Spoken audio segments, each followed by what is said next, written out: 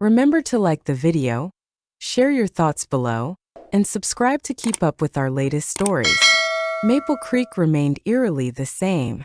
That was its allure, I guess, and at times its burden. The oak trees stood along Elm Street, steadfast and enduring, while the paint on the town square's gazebo peeled away in familiar patches.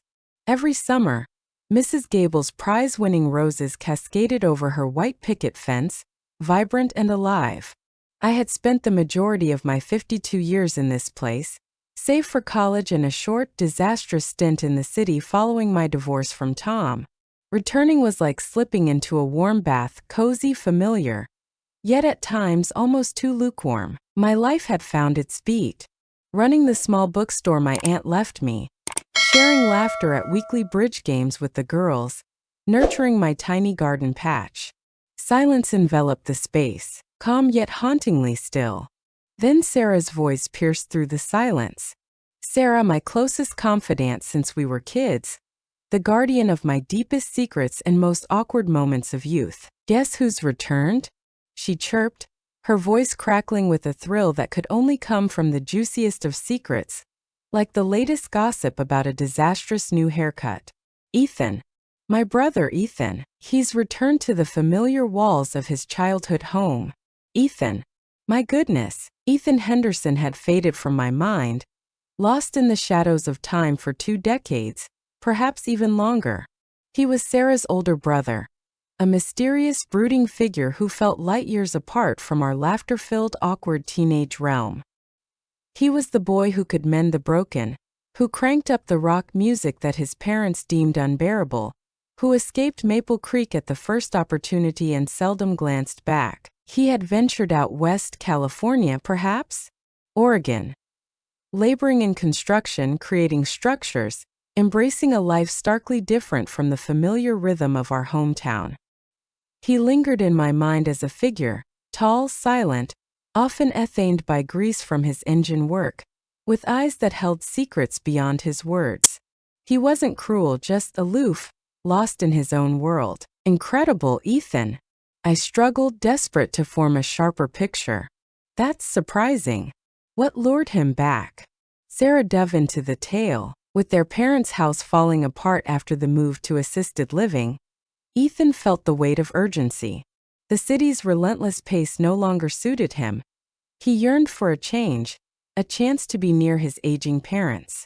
It all felt so practical, so sensible, yet beneath the surface a storm brewed.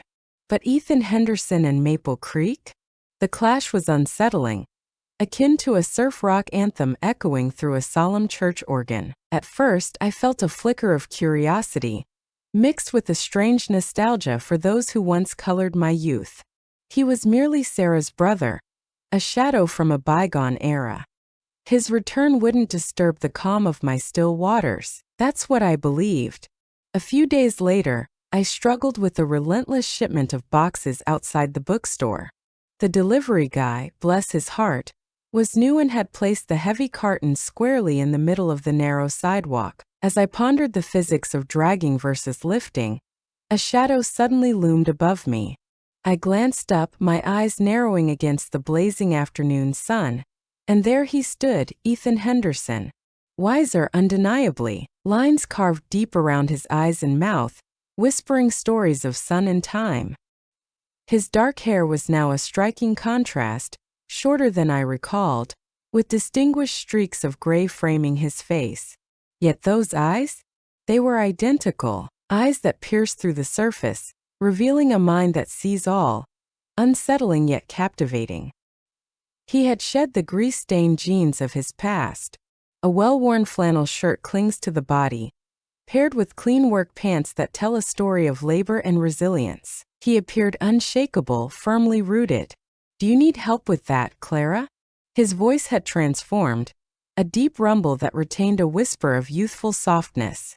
A sudden, unexpected shiver raced down my spine. Decades had passed since I last heard him utter my name. Ethan. Hello. Indeed, that's true. That would be incredible. This new delivery guy acts like I possess superhuman strength, I said, attempting to sound casual, while a strange flutter gripped my chest. His smile was genuine, effortlessly bright, crinkling the corners of his eyes with warmth. It reshaped his face, easing the tension in his serious expression.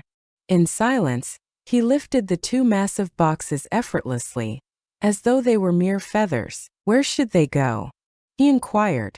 "Right at the threshold, everything feels just right." "Thanks." He brought them in, then returned for the others. I stepped into the cool, slightly musty shop, following him closely. The familiar scent of paper and ink surged with an electrifying intensity. "Text, so," I said, leaning against the counter as he stacked the boxes neatly. "Sarah mentioned you returned. Welcome back. Or perhaps return, I suppose." He scanned the bookstore, his eyes drawn to the overflowing shelves and the inviting reading nook tucked away in the corner. "Thank you. It feels unique, returning home. Uniquely better. Distinctly wrong." I asked, my curiosity piqued. He pressed himself against the door frame, arms crossed tightly. His pose seemed casual, yet a powerful intensity lingered in his stillness. "Simply unique. Silence envelopes. Take your time." It took me days to realign my internal clock. He stopped, locking his gaze with mine once more. "The place is stunning, Clara. Fits you perfectly."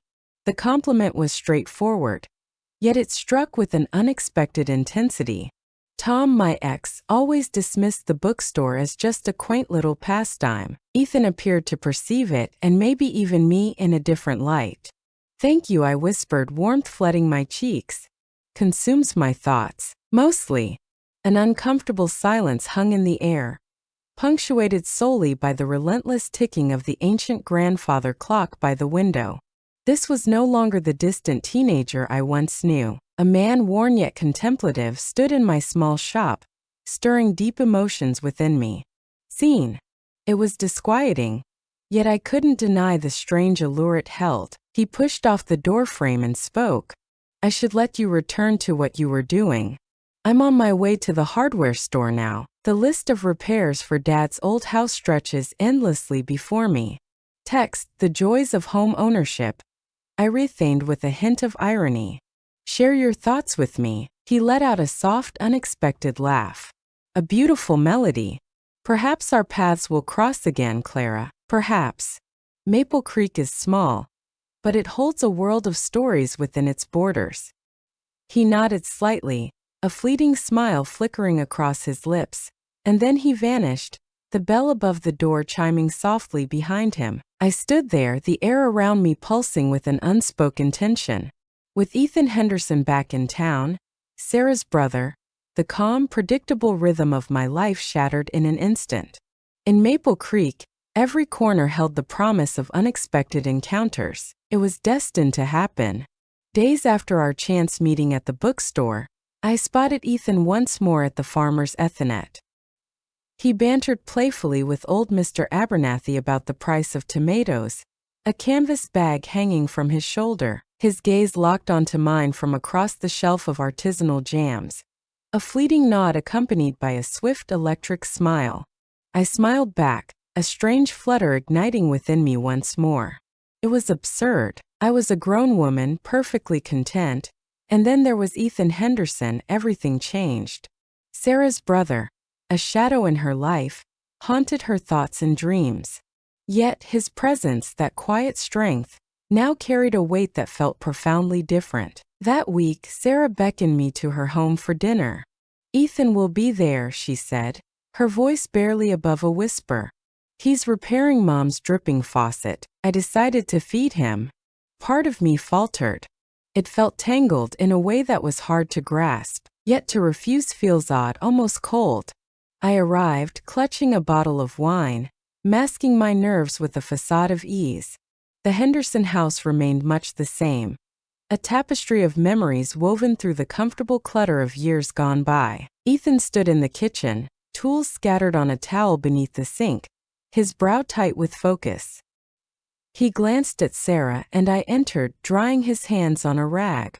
"Hey, Clara," he whispered, his voice thick with unspoken words. His greeting was warm, like a long-lost friend returning home. Dinner unfolded with an unexpected ease. Sarah's voice danced through the quiet, breaking the stillness with her words. Yet, Ethan and I ended up sharing more words than I ever anticipated. It's not truly about the past. We shared our thoughts on books. He caught me off guard with his passion for reading, especially when it came to history and biographies. We spoke of his endeavors out west, the immense landscapes he shaped, the deep fulfillment of crafting something real. I shared the struggles and triumphs of running a small business in a shifting landscape, the deep bonds forged with customers through our mutual passion for literature. He hung on every word, probing deeply with his questions. It held no flirtation, not in any obvious sense. It was just that bond. Two adults, each shaped by their unique journeys, converged to share their perspectives, seeking common ground from the same starting point. Sarah observed us, a hint of a smile dancing on her lips, yet she remained silent. After dinner, as Sarah cleared the plates, Ethan and I found ourselves on the porch swing, the cool evening air heavy with the scent of freshly cut grass. For a fleeting moment, the swing's rhythmic creak filled the silence. "It's strange," he murmured, his gaze fixed on the streetlights as they flickered to life in the encroaching darkness. "Returning here is like walking into a captured moment, alive with memories." "I understand exactly what you're saying," I confessed. "At times it seems as if I'm still there, while at others it feels like an eternity has passed." He turned his head, his gaze heavy with contemplation in the shadows. "You look at ease here, Clara, as if you truly belong." "I suppose I do," I replied. It took time to realize this pace was right for me. After the divorce, after the city's chaos, this was a return to solace. I seldom mentioned the divorce, not even to Sarah, yet with him the words flowed effortlessly. He held back his questions, simply nodding with understanding. He mused that sometimes the very place you flee from is the one you truly needed all along. It took me 3 decades to uncover that truth. We lingered in a heavy silence, captivated by the flickering dance of fireflies in the dimming light. It felt effortless, free from tension or expectation. A silent connection flows between us, an unforeseen comfort enveloping the moment. As I walked the few blocks back to my quiet house, a warmth enveloped me, untouched by the wine. In that moment I felt the heat of connection, not merely as Sarah's friend or the bookstore lady, but as my true self, fully recognized. The pond of my life stirred, and the ripples brought an unexpected warmth. The meetings grew more common, less by chance. A fleeting coffee at the town's lone cafe, a deeper conversation when he visited the bookstore, searching for a historical account, a simple wave in the town square. Every encounter peeled back layers of the distant teenager I once knew, exposing the deep, reflective man he had transformed into. He listened intently, his eyes reflecting a deep curiosity about my thoughts on books, the town, and life itself. I was drawn to him, intrigued by the years he'd been gone and the moments that had defined him. On a rainy Saturday afternoon, the bell above the bookstore door jingled as Ethan stepped inside, shaking off the droplets from his jacket. "I knew I'd find you here," he said, a smile breaking through the tension. "Seeking refuge from the storm." "The perfect spot for a day like this," I said, pointing to the inviting armchair by the window. "Take a moment to sit down if you can spare the time." He sank into the chair, an air of belonging enveloping him as he surveyed the shelves around him. We spoke for more than an hour, the rain tapping gently on the window, creating a backdrop to our words. He shared a story of a grueling construction project in the mountains, where bonds were forged amidst the isolation. I shared my deep frustration over the struggle to ignite a passion for physical books among younger generations in this digital era. He spoke of the joy he found in restoring his parents' home, the deep fulfillment that came from crafting with his hands, connecting with the echoes of the past. "It's amusing," he reiterated, swirling the phantom remnants in the vacant coffee cup I had handed him earlier. "Out west, I crafted monumental structures, bridges, complexes, transformations that reshaped the skyline forever. As I sand down the trim my dad installed 50 years ago, the weight of the moment hits me. It feels profound, almost sacred. I felt it deeply.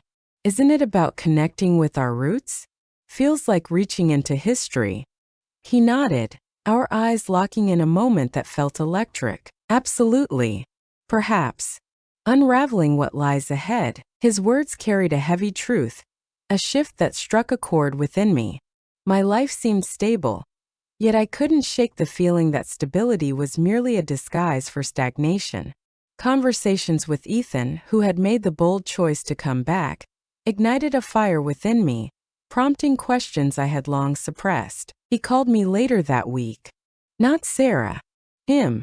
Claire, it's me, Ethan. Hey, I know this might come as a surprise, but I'm going to Miller's Point tomorrow morning. I aim to capture the valley's beauty as the fall colors began to emerge. Would you consider joining me? Only if you have the time. Miller's Point.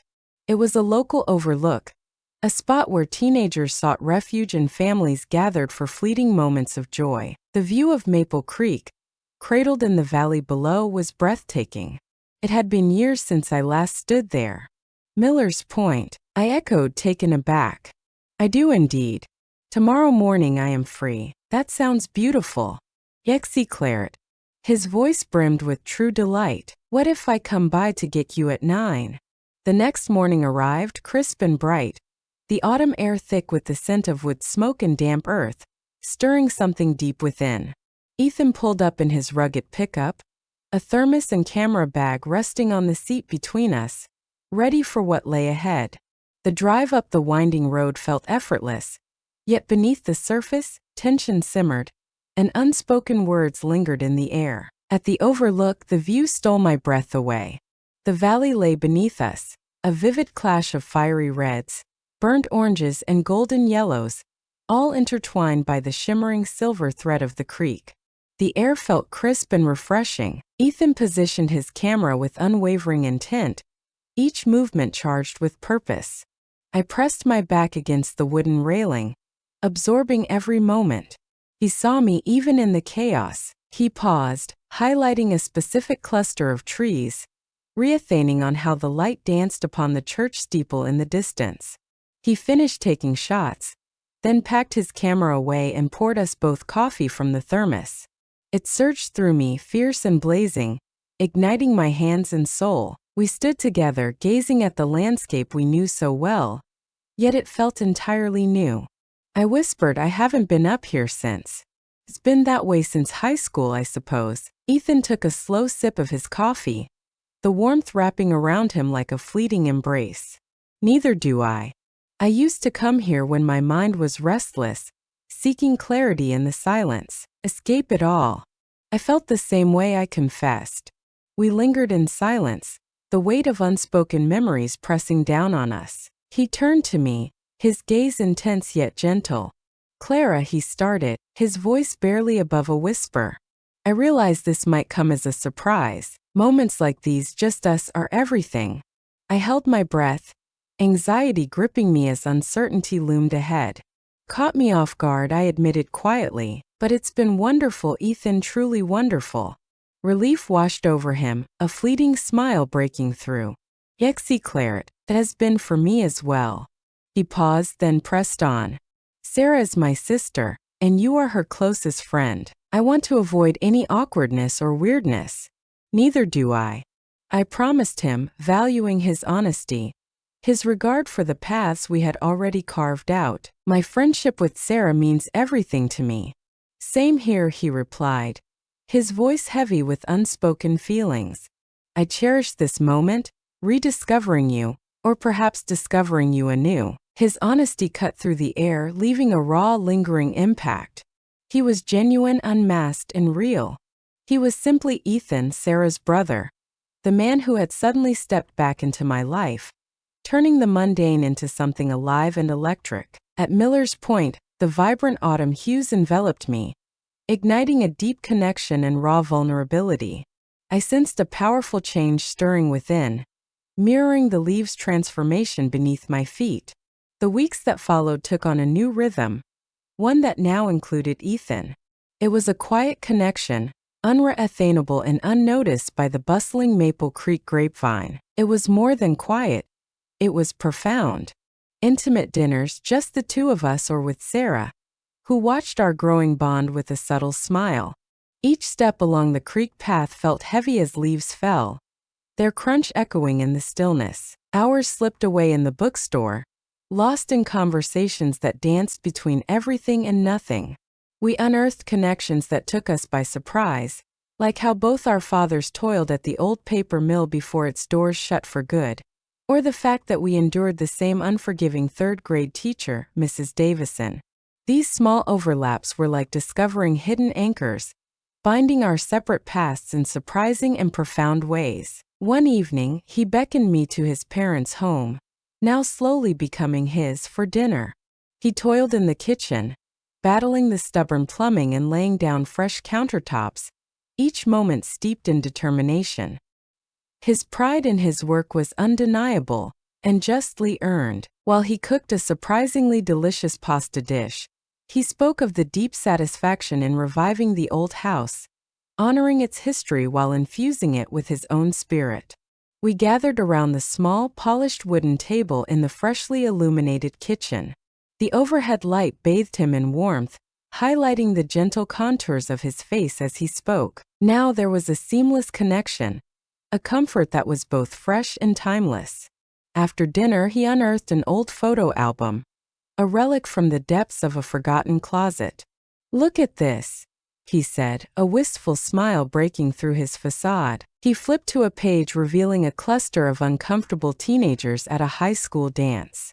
There I stood, my hair a wild halo and blue eyeshadow heavy on my lids, side by side with Sarah. In the shadows, Ethan leaned against the wall, an air of cool detachment masking the turmoil within. Our laughter echoed in the air. "Oh, the agony!" I exclaimed, playfully shielding my eyes. "Here we are. We believed we had it all figured out. We were oblivious," he laughed softly, his gaze fixed on the photo. He flipped through a few more pages, anticipation building with each turn. Images of family picnics, holidays, birthday celebrations, fragments of a life intertwined, moments of togetherness captured forever. He paused at a photo of a boy, maybe 10, beaming as he held a stringer of fish by the creek, his father's proud smile beside him. "I recall that day," he murmured, his voice heavy with feeling. "My father showed me the art of baiting a hook, a lesson etched in my memory." He poured out tales of his father, each one a thread woven with nostalgia and raw emotion.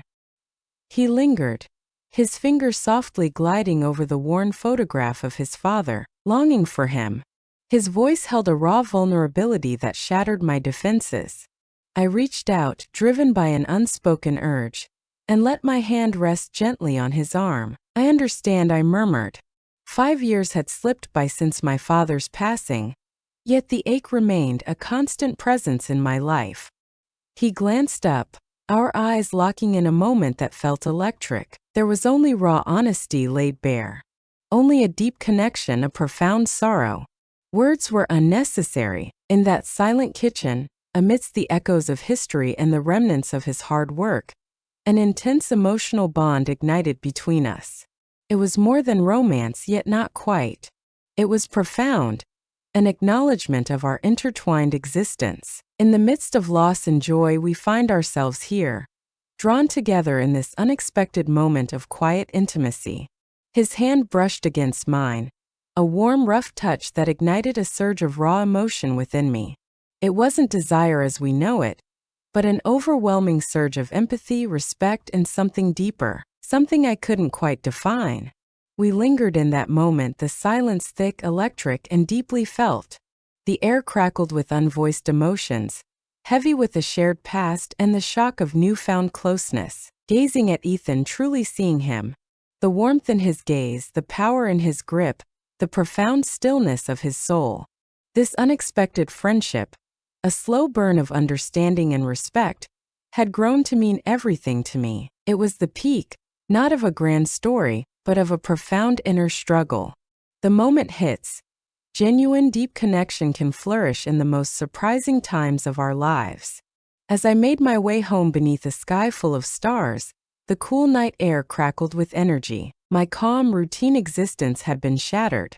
It had transformed, becoming more profound. Ethan's return sent shockwaves through Maple Creek, stirring emotions long buried. It ignited a journey of profound self-discovery. A wave of gratitude washed over me, a profound joy echoing in the depths of my soul. I was uncertain of where this journey with Ethan would take us, and maybe it was better without a name or a clear endpoint. For now, the journey, the shared moments, the quiet understanding, the mutual respect, it was all that mattered. It was everything. Life, even in a small town and beyond 50, can still deliver unexpected, beautiful, and profoundly emotional twists. I found myself eager for what lay ahead, my heart open, a quiet thrill coursing through me.